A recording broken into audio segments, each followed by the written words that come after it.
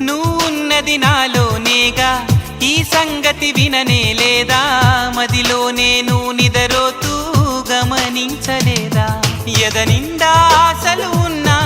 ఎన్నెన్నో ఊసులు ఉన్నా ప్రేమ భాష రాదు అంటే నమ్మబావమైనా కళ్ళలోకి చూసి అయినా